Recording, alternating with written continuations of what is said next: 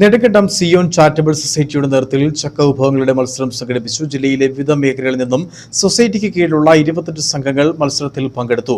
ഗ്രാമപഞ്ചായത്ത് അംഗം സുരേഷ് പള്ളിയാടി പരിപാടി ഉദ്ഘാടനം ചെയ്തു.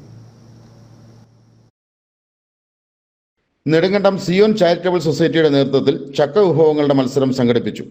ലഹരി വിരുദ്ധ ദിനാചരണവുമായി ബന്ധപ്പെട്ടാണ് സൊസൈറ്റിയുടെ കീഴിൽ പ്രവർത്തിക്കുന്ന SHG അംഗങ്ങൾക്കായി മത്സരം സംഘടിപ്പിച്ചത്. സമൂഹത്തിന് ആരോഗ്യം പ്രദാനം ചെയ്യുന്ന പ്രകൃതിദത്ത വിഭവങ്ങൾ ഉപയോഗപ്പെടുത്തിക്കൊണ്ട് മനുഷ്യജീവന് ഹാനികരമായ ലഹരി വസ്തുക്കളുടെ ഉപയോഗം തടയാൻ വ്യക്തികളെ സജ്ജരാക്കുക എന്ന ഉദ്ദേശത്തോടെയാണ് മത്സരം ഒരുക്കിയത്. മത്സരത്തിൽ ജില്ലയുടെ വിവിധ ഭാഗങ്ങളിൽ പ്രവർത്തിക്കുന്ന 28ഓളം ഗ്രൂപ്പുകൾ പങ്കെടുത്തു.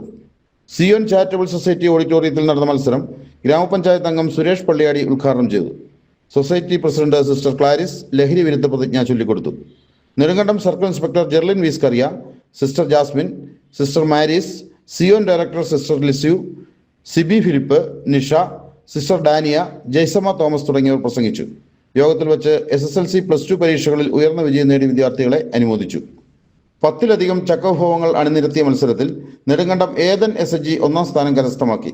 മച്ചിപ്ലാവ് അനുഗ്രഹ SHG, നെടുങ്കണ്ടം ക്ലാരിറ്റി SHG എന്നിവർ 2ാം സ്ഥാനവും, Parathodu Snehadeepam SHG, Nedumkandam club mountain SHG എന്നിവർ 3ാം സ്ഥാനവും നേടി.